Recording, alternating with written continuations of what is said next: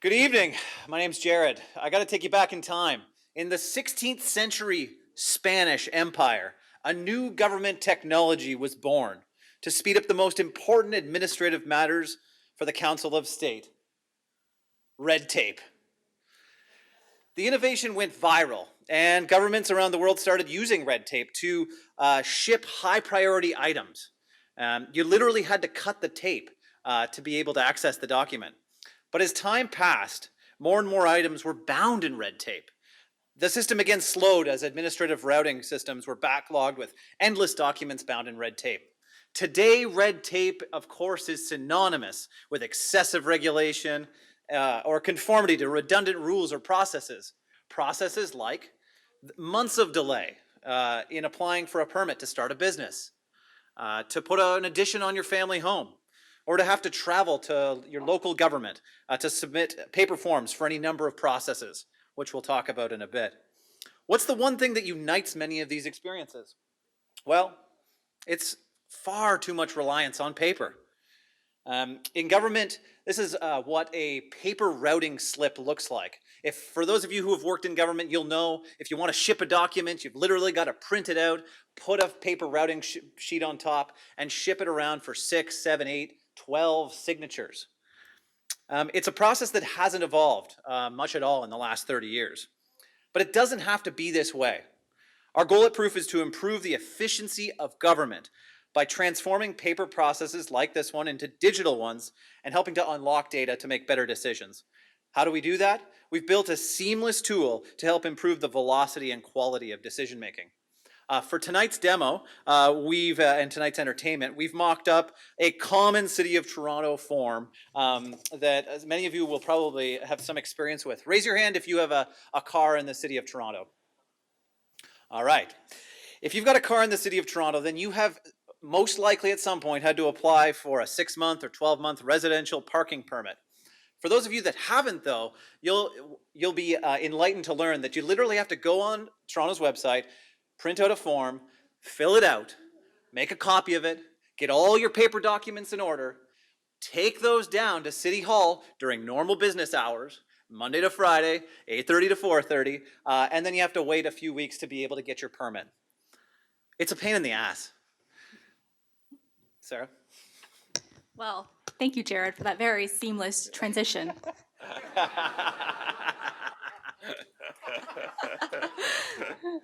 All right, so as Jared alluded to, for tonight's demo, we have digitized that entire paper experience of filling out a parking permit application form, eliminating the need to actually print out and mail it to or bring it down to City Hall.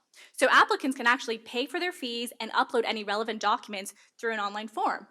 So this is what that digital form looks like. You know, pretty obvious, self-explanatory. In order to fill out a form, you click begin. So for tonight's purposes, we've pre-filled the form, but let's fill out the applicant name. Let's say Jane Doe, very original. So I'm gonna say, okay, everything's filled out. Let's click next. Questions filled out next. And you can see here that all the documents have actually been already attached, something you can't do with the paper form. So go next, and then we'll click submit. Great. So once this form has been submitted, it actually is instantaneously received by the appropriate employees and can be reviewed accordingly on our platform, Proof.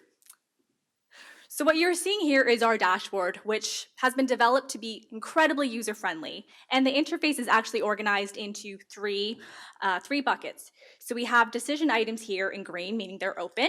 We have decision items here in yellow, meaning that there's a warning or they're stale, and that the ones in red are late. So in our platform, we call these decision items routings, and if you've worked in government before, then that term is very familiar to you.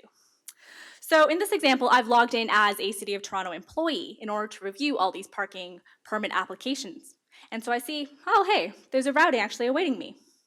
Let's check it out. All right, it's the parking permit application. So I've opened this routing, and I can see that, hey, it's me. I need to review, and Jared Kolb needs to approve this.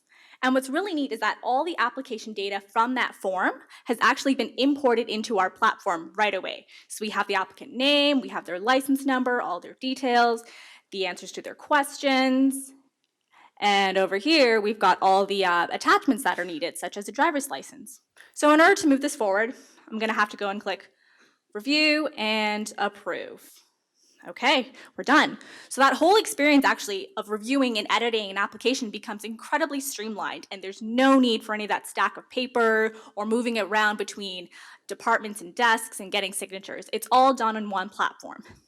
But an added bonus is that with our application, applicants can actually view the status of their application.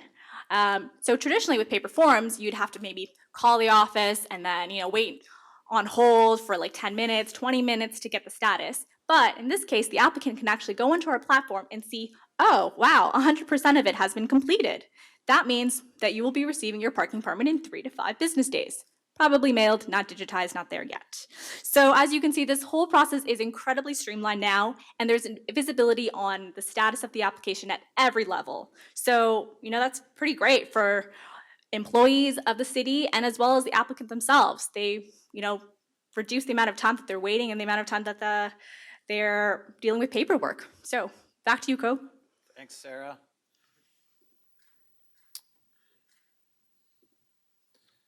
So to sum it all up, you can't do big data in government without actually having access to that data, and far too often, all that data is locked up in paper files. We're helping to liberate all of those information points to be able to make better decisions. We've got a growing number of use cases that we're focused on at Proof, building out our purchasing platform and a variety of other use cases. What we have accomplished so far with the governments that we're working with, our processes that were taking 21 days to process are now down to 7 days. And we've got big ideas and goals to get that down even further. We're digitizing 1,000 approvals a week right now at Proof with the governments that we're working with. And what I can say is that technology is changing how we all live and how we all work. And it's long overdue that government catches up in this space, and we're thrilled to be here to help make the lives of public servants better and ultimately of all citizens, not only of Toronto, this country, but around the world. Thank you so much. Hi. Do you have an API? So if somebody's doing an approval and the approval's been completed, obviously it has to go on to some other system, and God knows there's enough of those other systems out there. So is that one of your strategies? Yeah, that's right. That's right. You can communicate between departments in any government, and then we also have an open API, and so we're able to communicate with other governments as well as with a variety of other companies. I should say that we've mocked up that form that you just saw. That was a product through a partnership with Form Hero, another Toronto-based company. I think Mike is here. Shout out to Mike at Form Hero. Right on. We love your stuff and love what you're doing. And so we are, we have an open API to answer your question. One more question. Can we get some runners over there? So what's been your biggest pushback from getting this across all governments? So all municipalities, all the provinces. I see the federals up there, but have you had some challenges in that regard?